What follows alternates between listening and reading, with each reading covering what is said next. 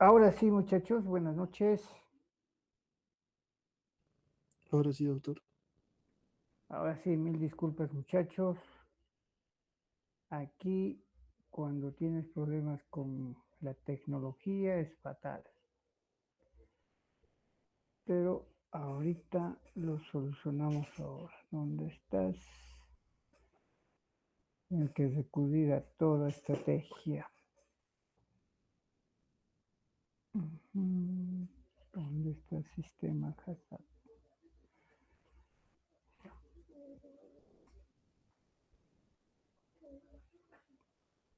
Compartimos. Ventana. Tic. Compartir.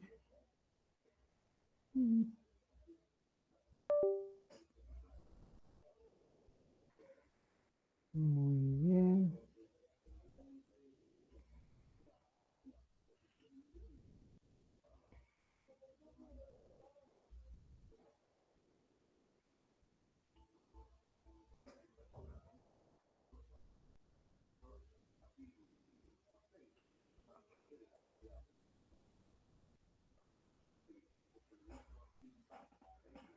Ok.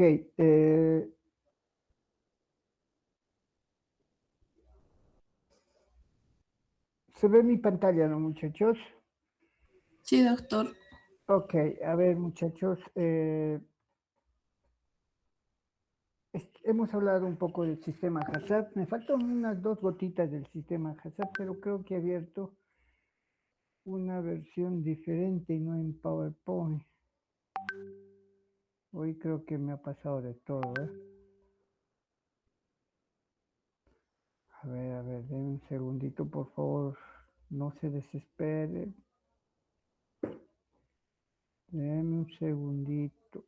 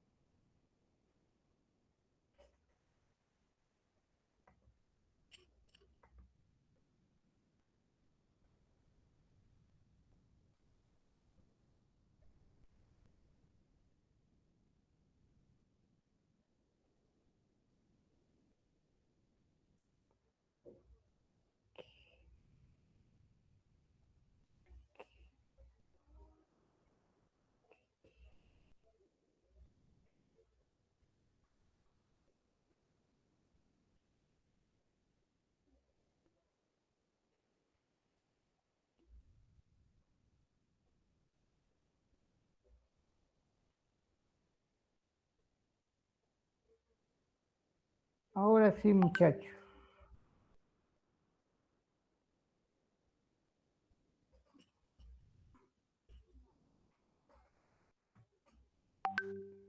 Hemos hablado del sistema HACCP, hemos dicho que es un sistema importante en el sistema de producción. Hemos hablado de algunos términos que son importantes a la hora de verificar tu sistema de producción. Y lo que me faltaba son detallitos. Y básicamente es esto, ¿ya? ¿A qué hace referencia esto? Hace referencia al sistema, a los principios básicos que se deben cumplir para que tu producto sea de calidad. Entonces, en el sistema HACCP maneja 7 principios básicos. Los voy a ir desarrollando con calma para que ustedes vean lo importante que es. El primero indica realizar un análisis de peligros. Hemos definido qué es peligro, ¿sí? Entonces dice, identifica peligros potenciales, pueden ser físicos, pueden ser químicos o pueden ser biológicos, en todas las etapas del proceso y determinan qué medidas de control se va a asumir. Un ejemplo, ¿sí? Si yo estoy preparando una ensalada de frutas y resulta que no me estoy lavando mi mano, es un peligro. ¿Quién va a identificar el responsable de este sistema? Y me va a decir, por favor, debes lavarte las manos y utilizar guantes. Entonces, a identificar un peligro. Si yo compro fruta con algún deterioro, es un peligro. Si yo me paso de la temperatura en la preparación, es un peligro. Entonces dice realizar un análisis de peligros. En las fases que tiene un flujograma de operaciones, yo puedo ir identificando dónde hay un peligro y puedo aplicar una medida correctiva. ¿Sí? A eso hace referencia el primer principio.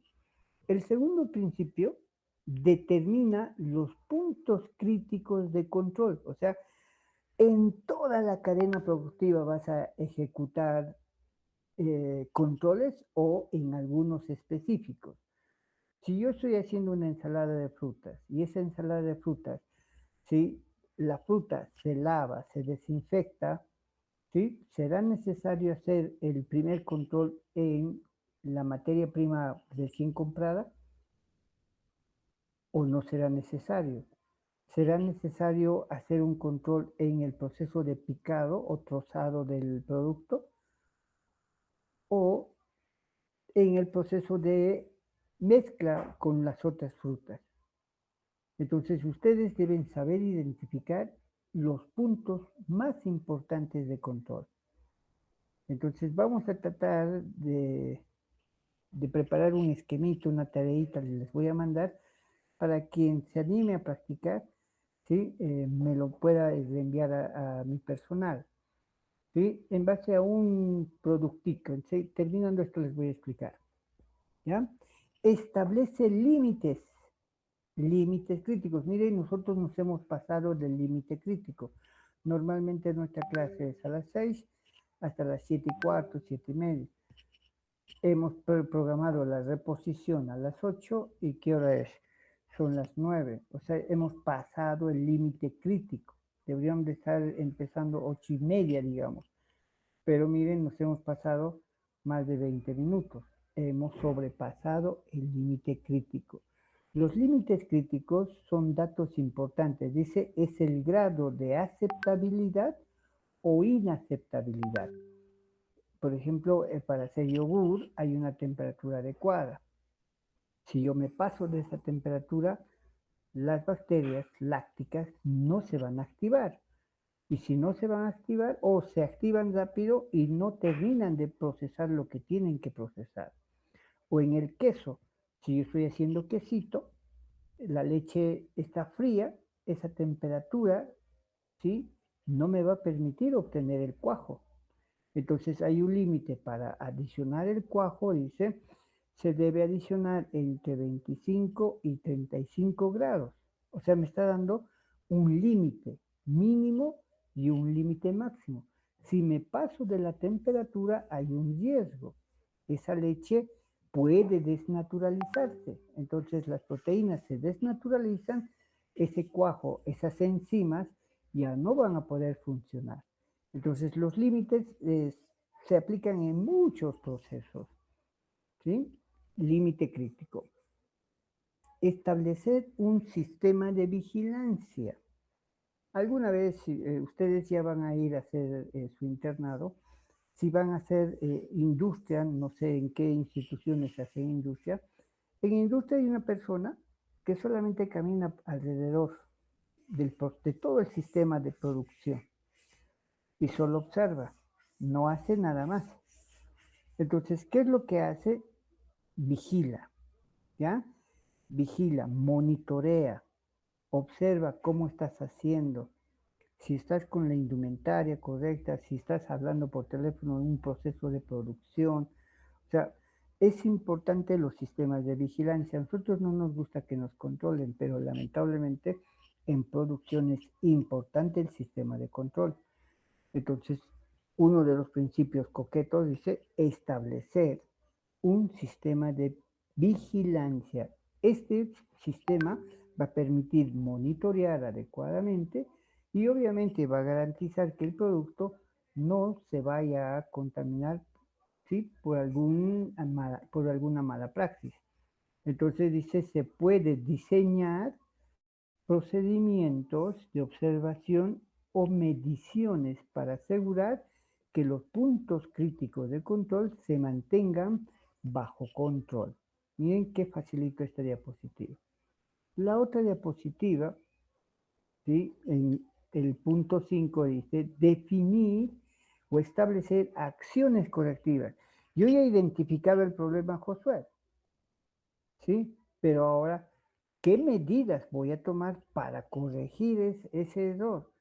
Si tú estás manejando una hornilla, ¿sí? Que tiene un calibre hasta 80 grados y debes calibrar esa hornilla a 40 grados, ¿sí? Yo te tengo que decir, debes controlar esa hornilla cada media hora porque a veces esa temperatura aumenta. ¿Qué estoy haciendo? Estoy estableciendo una medida correctiva. ¿Para qué? Para evitar un peligro. Entonces, estas medidas correctivas son importantes donde se aplica. 6. Establecer procedimientos de verificación. ¿Qué significa? Debo confirmar que este sistema que estoy implementando, ¿sí?, sea eficiente y se someta mi producto a procesos de vigilancia, de auditorías o análisis o revisiones. Me imagino por ahí en Bromato, muchachos, han conversado de el registro sanitario.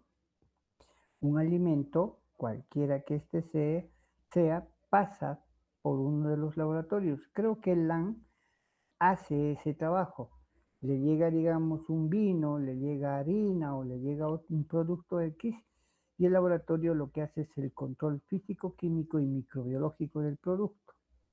Entonces, ¿cuál es el objetivo? Verificar que esté dentro de los parámetros. Ahí, miren muchachos, lo que hace unos años, cuando yo estaba ahí de auxiliar, lo que se planteó era, antes de darle los resultados, ¿sí? O si los resultados son malos, ofrecerle una implementación de este sistema a esa industria. Un ejemplo, Pollo Sofía estaba sacando sus primeras hamburguesas, pero sus primeras hamburguesas no duraban mucho tiempo. ¿Por qué no duraba mucho tiempo? Porque su cadena productiva no estaba controlada. Entonces, ¿qué es lo que se les ha sugerido? ¿Por qué no implementan el sistema HACCP?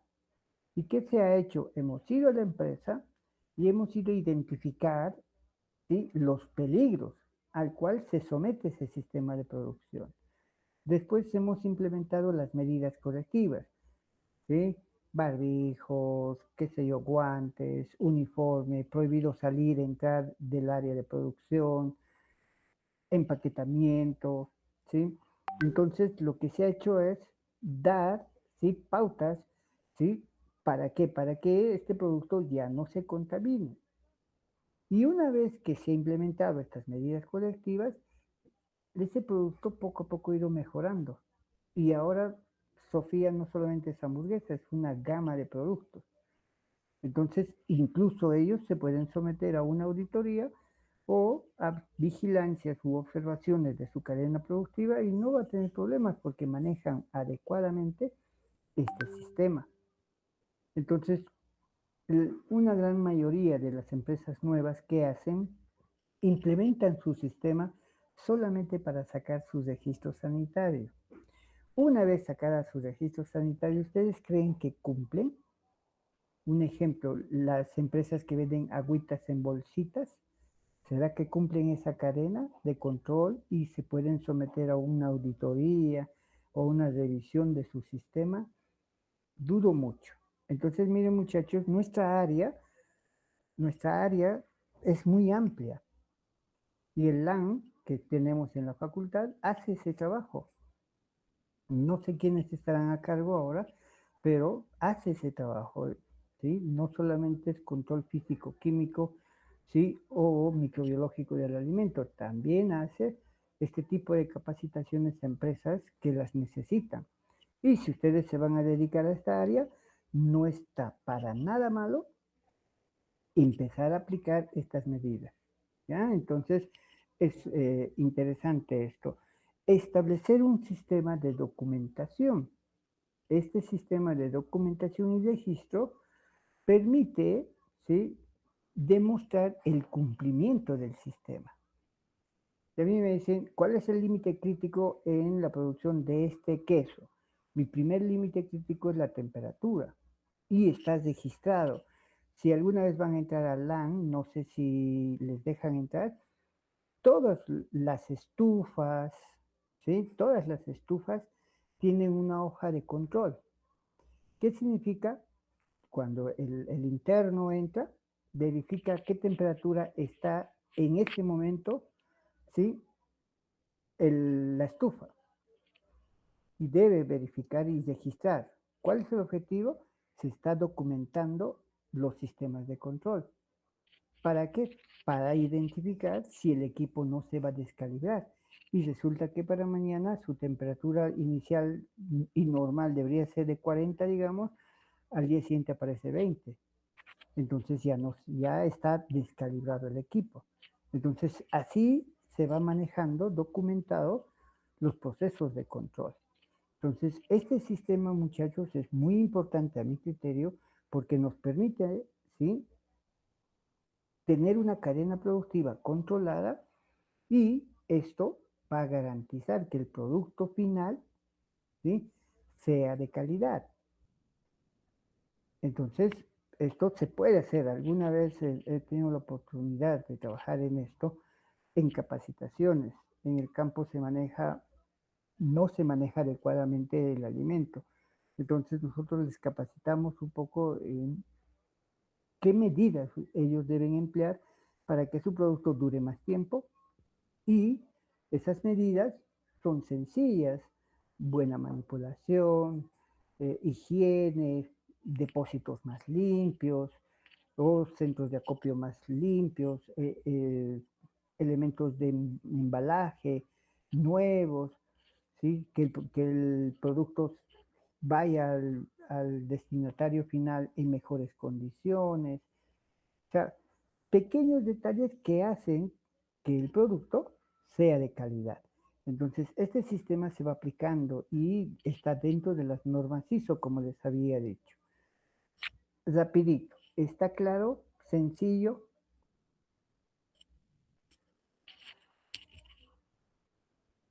¿Alguna duda, muchachos? No, doctor, todo claro. Esto se los voy a mandar, no se preocupen, la próxima semana todo el material que estoy utilizando se los voy a mandar para que lo tengan, ¿sí?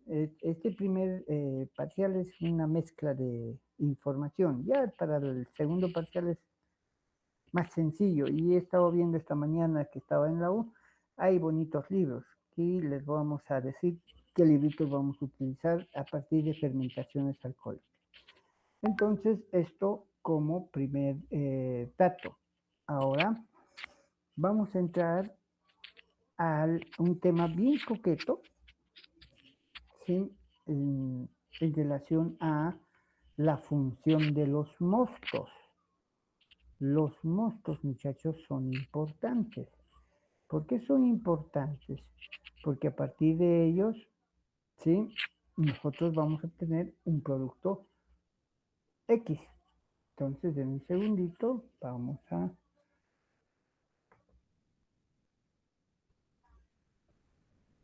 alistar el material. Justo hoy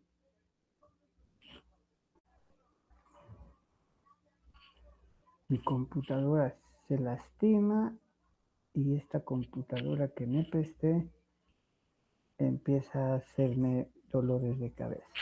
Pero bueno, no pasa nada. Hay que siempre adaptarse a las nuevas condiciones.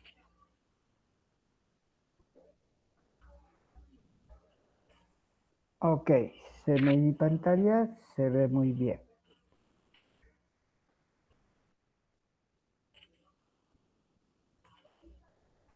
Eso, ahora sí. Vamos a ver estas nuevas diapositivas. Son hartas, pero voy a tratar de hacerlos lo más sintetizados posible. La microbiología industrial, ¿sí?, tiene varias aplicaciones, ¿sí? Esto hemos hablado poco a poco, pero se los he preparado en diapositivas más coquetas, ¿sí? La microbiología estudia la aplicación de la biotecnología de microorganismos en la industria y se basa en el uso de microorganismos como bacterias, hongos, levaduras y algas. ¿Para qué? Para producir bienes y servicios. Esto ya hemos hablado, pero para que vean un esquema más completo, ¿ya? Hay una diferencia interesante entre lo que hace una microbiología estrictamente industrial y una microbiología alimentaria. Nosotros nos enfocamos más en la microbiología alimentaria. ¿Por qué? Porque es nuestro fuerte. Sin embargo, la microbiología industrial puede basarse también en sistemas de eliminación de residuos. Por ejemplo, les decía, Albagancho, la planta de Albagancho maneja las aguas residuales, ¿sí? Solo con la presencia de bacterias metanogénicas. Esas piscinas de Albagancho, ¿sí? Son tratadas de manera natural. ¿Por qué? Por bacterias, ¿sí? Aerobias que están en el medio ambiente y ellas empiezan a requerir oxígeno y gracias a eso van empezando a flocular la materia orgánica, o sea, va cayendo la materia orgánica. Entonces es un proceso que sí se puede hacer. He tenido la oportunidad de ir a ese lugar varias veces y hasta hoy no ha cambiado ese sistema. ¿Ya? Entonces miren, aquí hay una diferencia como ejemplitos nomás. Aquí hay una especie de Saccharomyces, es la especie no sé lo que es Aspergillus, Aspergillus terreus, Aspergillus niger, ¿sí? O Penicillium, que más adelante me imagino vamos a ir hablando de estas cepas. Solamente como mención, la biotecnología es un elemento clave, ¿sí? Y se encarga básicamente de la manipulación de organismos vivos. Ahora, esta manipulación está un poco mal definida y miren aquí dice, la biotecnología es una combinación de procesos industriales donde se usan sistemas biológicos obtenidos mediante ADN recombinante u otras técnicas de manipulación genética y se aproxima mucho o tiene eh, tiene una relación muy importante con lo que es la microbiología industrial, ¿sí? Aunque otros dicen, no, no hay relación, a mi criterio tiene mucha relación. Entonces, este uso integrado de la bioquímica microbiológica y de la ingeniería química han permitido, muchachos, obtener una gama de productos, ¿sí? Y estos cultivos y estos productos, ¿sí? Han permitido obtener cultivos celulares y otros sistemas. Y ahí se ha aprendido, ¿sí? Cómo es la sucesión microbiana, que hemos hablado en la anterior clase, qué microorganismos intervienen, cómo yo puedo mejorar un producto, ¿sí? Porque muchas de las cepas que se utilizan en industria ya son mejoradas genéticamente y lo que nosotros hacemos solamente es utilizarlos. Un ejemplo, les decía los vulgaritos, que ya mucha gente está empezando a utilizar. La clasificación, ¿sí? Biotecnología clásica, la biotecnología fina o moderna, ¿sí? El uso de microorganismos, esto ya hemos hablado un poquito, la parte de historia, ¿sí? Un poco de morfología, y esto es interesante. Miren, actualmente muchachos, la mayoría de las personas prefieren alimentos, ¿sí? No procesados. En términos coloquiales podemos decir originales. ¿Qué significa? El que él lo ha hecho una persona. Lo ha hecho una persona de manera artesanal o evitando utilizar otros componentes. Entonces, ahora es una tendencia para muchos, ¿sí? Buscar este tipo de alimentos.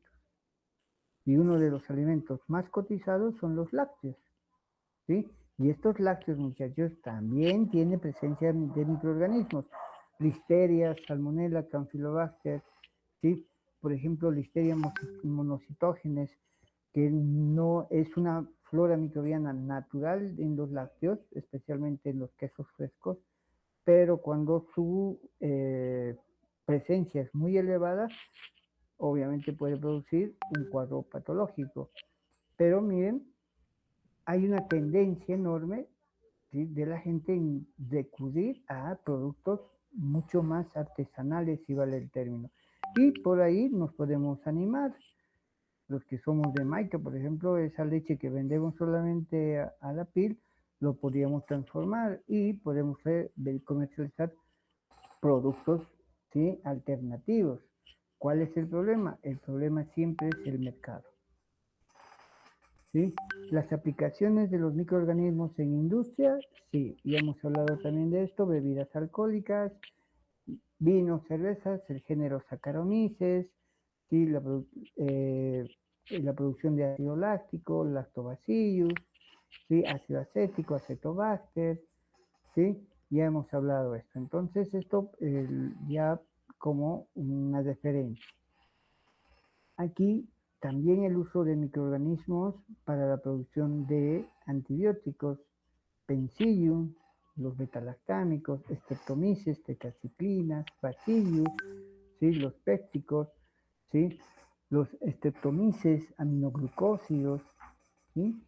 Miren, hay una gran cantidad de componentes y otros componentes biológicos como el leuconostoc para obtener dextranos, xantanos, ¿sí?, o vitaminas como la riboflavina, ¿sí?, con especies microbiológicas que ya actualmente estas están estandarizadas y son cepas que sí se pueden conseguir. Las aplicaciones de medio ambiente, depuración de aguas residuales, lo que les decía, el uso de bacterias aerobias, ¿sí?, digestiones anaerobias, biodegradación de hidrocarburos, aplicaciones analíticas, ¿sí?, en bioensayos. Hay harto ahora, la microbiología industrial es amplia, ¿sí? La aplicación en industria a partir de la obtención de biomasa.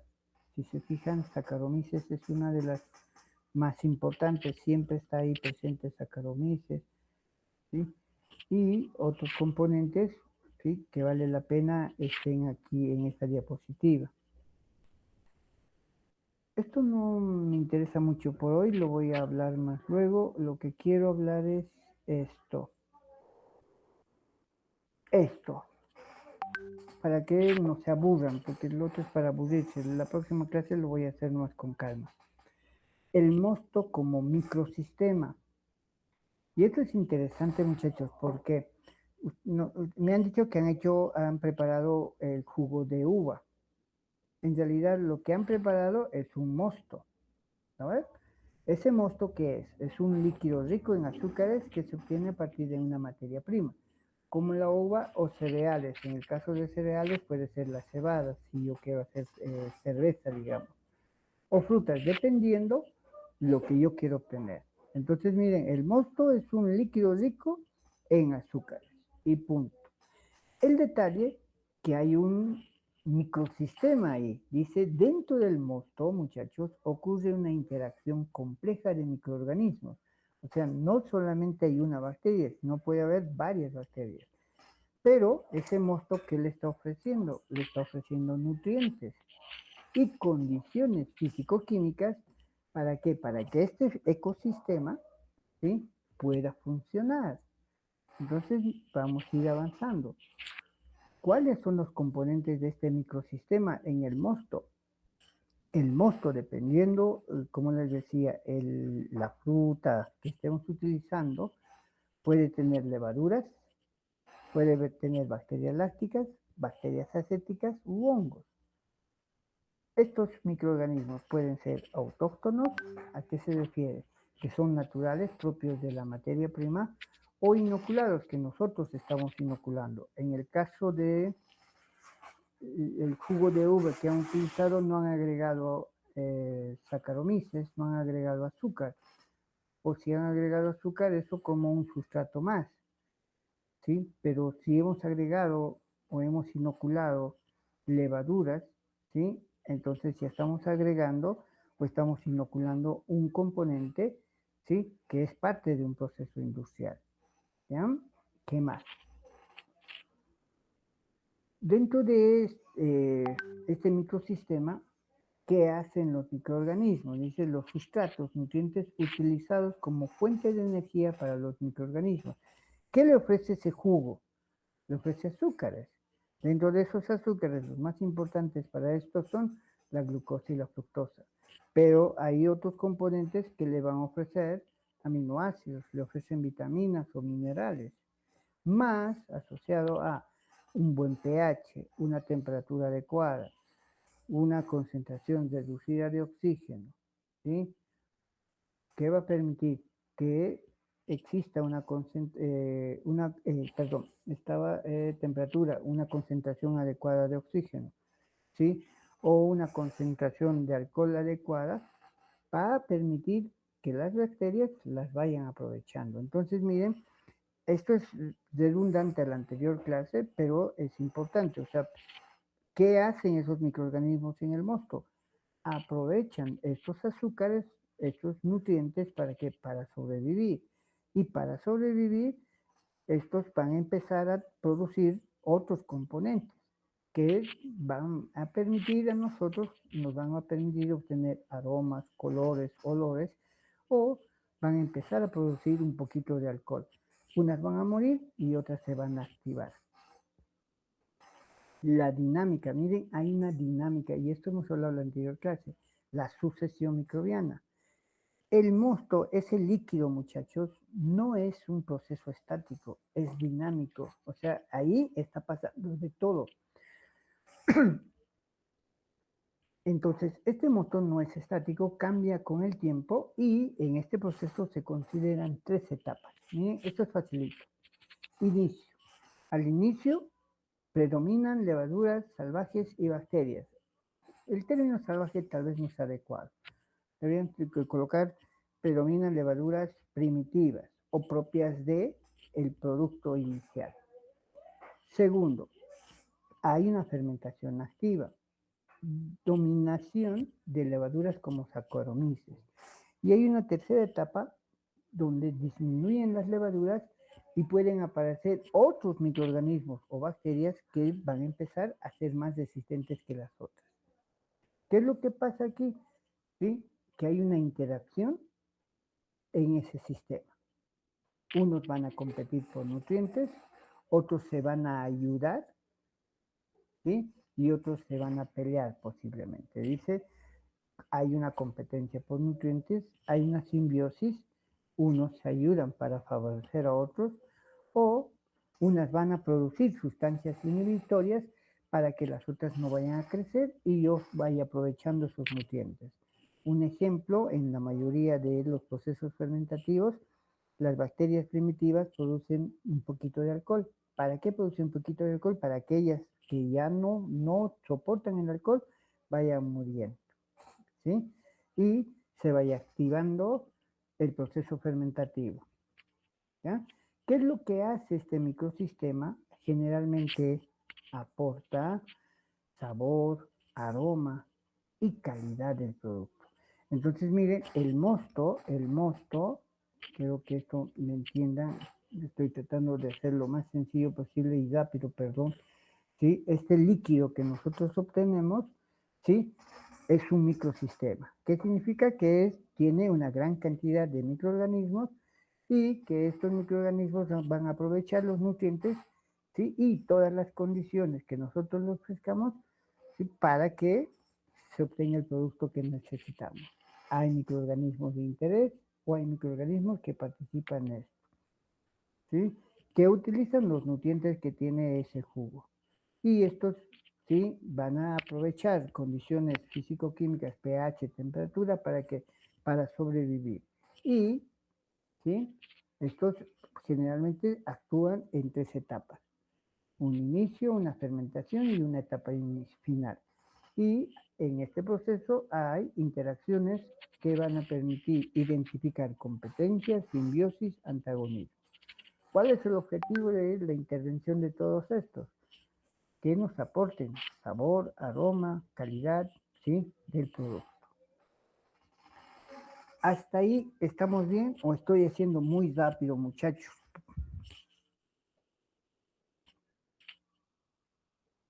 Estamos viendo. Ya. Ahora, el proceso fermentativo espontáneo de los mostos. Este mosto, ¿qué es lo que realmente está haciendo? La fermentación espontánea es un proceso natural, ¿ya? Es cuando yo me olvido, sí, mi lechecita lo he dejado, ¿sí? Y me he ido. Y cuando vuelvo, burbujitas apareciendo en mi lechecita. Ah, entonces esa lechecita se ha convertido en un mosto, ¿no ves? Natural, ¿sí? Y han ido aprovechando las bacterias que están presentes ahí. Ya dice, la fermentación espontánea es un proceso natural en el cual el mosto fermenta sin inoculación, o sea, tú no le estás agregando nada. Si simplemente ahí está interviniendo la microbiota natural o la microbiota autóctona, ¿sí? Que puede estar presente en el producto, en la piel, me refiero a la cáscara de la fruta, ¿sí? En el ambiente, ¿sí? En los equipos, en los insumos, en los utensilios. Entonces, en este proceso de fermentación, donde no hay inoculación, intervienen esos microorganismos que están rodeándonos, ¿sí? En nuestro entorno. Entonces, es un bioproceso complejo de múltiples especies. Vamos a ver esas especies enseguida, ¿sí? Es regido por interacciones microbianas, ¿sí? Y selección ambiental. Es clave en la producción de alimentos fermentados tradicionales. La mayoría, ¿sí? En la cancha venden señoras yogur y ellas no hacen procesos industriales, nada, en base a criterios, ¿sí? Tradicionales, manipulan el producto y obtienen, ¿sí? Como hacen queso, agarran, se van, cosechan, ordeñan la leche, digamos 10 litros, calentito, agarran ahí inmediatamente el cuajo natural que es de vaca, que es rica en enzimas, ¿sí? Eso lo activan, lo agregan a la leche, lo envuelven biencito y se van de paseo. Después de 4 horas, lo único que hacen es separar el suero. ¿Por qué? Porque se ha hecho la cuajada y hacen el docerado inmediatamente. A ellos no les ha intervenido si a estos productores no les interesa si ha habido bacterias que han trabajado, si ese cuajo que han echado es rico en enzimas, si son enzimas, si estas enzimas son competitivas, no competitivas, no les interesa nada. Al final han obtenido el producto. ¿Sí? ¿Entienden? Entonces, en este proceso hay una base bioquímica. Esa base bioquímica es la fermentación, que consiste en la transformación de azúcares del mosto ¿en qué lo va a producir? En etanol, dióxido de carbono o en temperatura, en calor. ¿Sí? Y va a permitir la obtención de metabolitos secundarios, ¿sí? Y esto, ¿sí? Ocurre gracias a una actividad metabólica. Entonces, ¿cómo hacemos pancito, por ejemplo? No hacemos de forma industrial, agarramos la masa, ¿sí? Pero antes de colocar agüita, lo que hacemos es agüita tibia, miren temperatura, agüita tibia, agarramos la levadura, lo echamos la levadura, lo activamos, un poquito de azúcar lo echamos, otros le agregan un poquito de sal, lo mezclamos bien, dejamos un ratito que actúe, ¿para qué? Para que se activen esas levaduras. Y las echamos. Y con nuestras manos, si están limpias o no limpias, empezamos a amasar. Ya está interviniendo bacterias que hemos inoculado o levaduras que hemos inoculado, pero también bacterias de nuestro medio ambiente, bacterias de mi mano, o si he estornudado, bacterias que estaban en vías respiratorias. Entonces, miren, hay este proceso. ¿Sí? Seguimos. Unita más, unas 2 más, por favor. Entonces, hay etapas en el proceso fermentativo espontáneo. Ya hemos hablado de estas etapas, pero miren, estamos organizando en base al temario. El periodo, sí, 1, la fase de latencia o adaptación, las levaduras autóctonas están en baja cantidad, se adaptan al medio y comienzan a multiplicarse. Hay presencias de muchas especies, alta diversidad, dependiendo del medio, ¿sí? Y existe un predominio de levaduras no saccharomyces, o sea, cualquier otro tipo de levaduras, pero no saccharomyces. Eso en la primera etapa. Entonces, en la primera etapa, en la adaptación, intervienen todas las que están en medio ambiente, pero no saccharomyces. En la segunda, hay una fermentación inicial mixta. Aumenta rápidamente la población porque ya se han activado, están empezando a crecer. Varias especies fermentan simultáneamente y algunas de ellas nos van a dar ya un poquito de alcohol y compuestos aromáticos, que significa que ya va a haber olorcito, ¿sí? Entonces, en esta etapa hay un aporte complejo sensorial. Cuando está empezando a fermentar cualquier producto, sentimos, ay no, ya se ha fermentado, ¿no? Ese olorcito, o sea, el olor y la característica del producto nos está haciendo decir, ay, ya ha fermentado. ¿Pero por qué ha fermentado? Porque han intervenido bacterias de medio, bacterias nativas, ¿sí? Y han empezado a utilizar los sustratos que nosotros mismos lo hemos dejado en el producto inicial. ¿Está entendido esto, muchachos? Sencillito, estoy tratando de hacerlo lo más sencillo posible.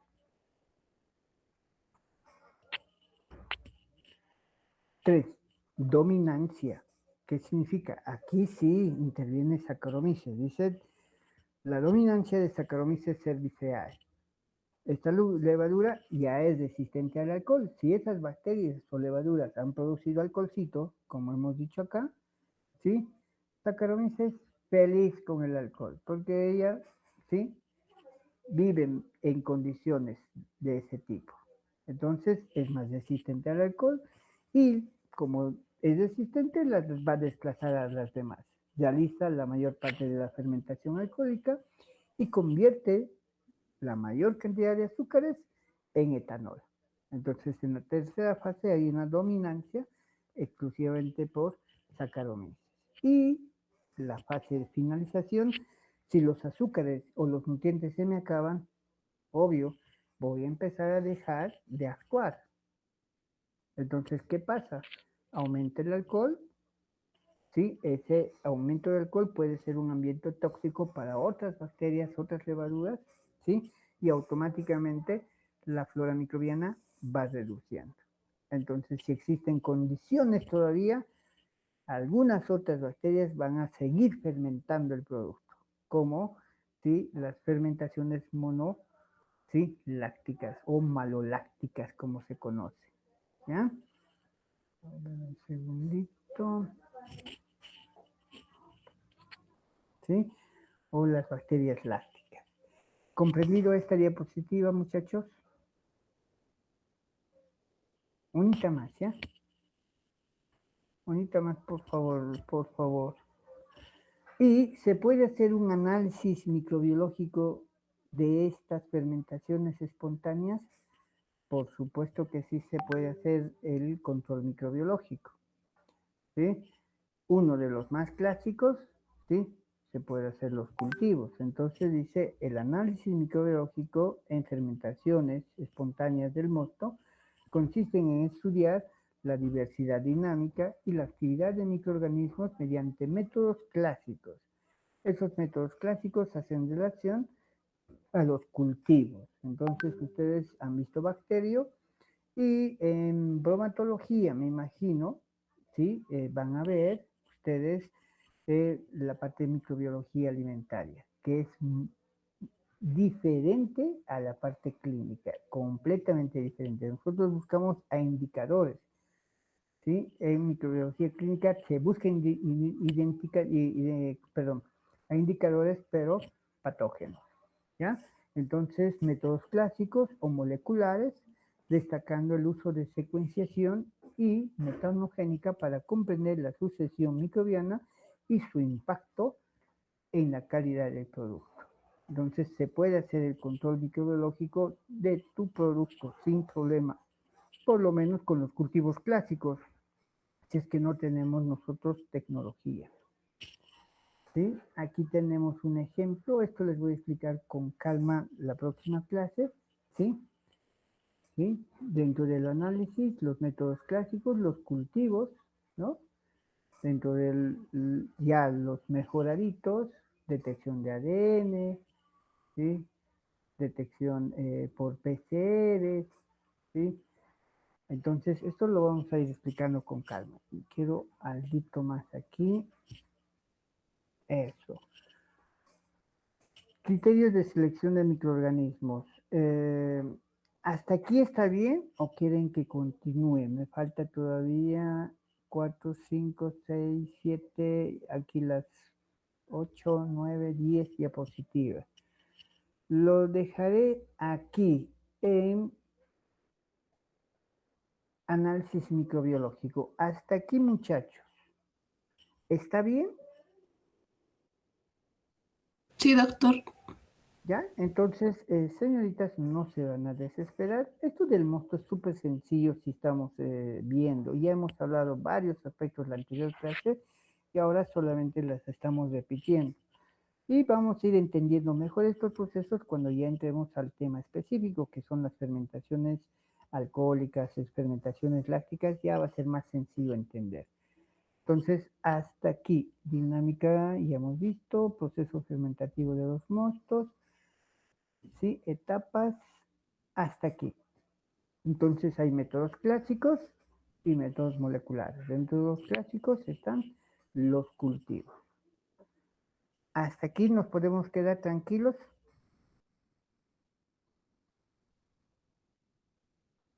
Sí, doctor. Ok, gracias chicos. Entonces, muchachos, para el próximo jueves voy a tratar de empezar un poquito más puntual, cosa de que no corra, vuelvo a explicar esto, los cuadros especialmente, y la parte delantera que me he pasado rápido para que entienda mejor. Hoy por la premura, el tiempo, el horario, algunos deben estar súper agotados por el día, yo también, pero lo bueno que ustedes y yo somos valientes, estamos cumpliendo y es importante cumplir, no podemos fallar. Si no hay dudas, muchachos, no se van a desesperar, todo este material que yo estoy utilizando se los voy a reenviar, cosa de que en la evaluación no tengan ningún problema. ¿Alguna duda, compañeros? O bueno, no son compañeros. ¿Alguna duda, muchachos?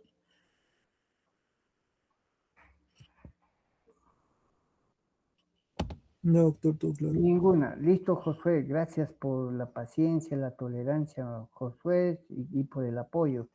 Sin tu apoyo no sé qué haría. Nos estamos viendo el jueves, ¿sí? Y continuamos. Hasta donde llegue Josué, quiero que entienda eso. El temario es hasta fermentaciones alcohólicas, ¿sí? Pero si no logro terminar fermentaciones alcohólicas, solo es hasta donde dé es el día jueves. La evaluación solo se respeta hasta donde yo logre avanzar. De esa parte, por favor, no se preocupen, ¿ya? No hay tema por avanzado, nada. Hasta donde yo toque, se evalúa. Por favor, ¿comprendido? Positivo, doctor. Gracias. Listo, entonces, buenas noches muchachos, gracias por la paciencia. Nos vemos el jueves. Gracias, Josué. Hasta el jueves, doctor. Chao, chao. Chao, buenas noches.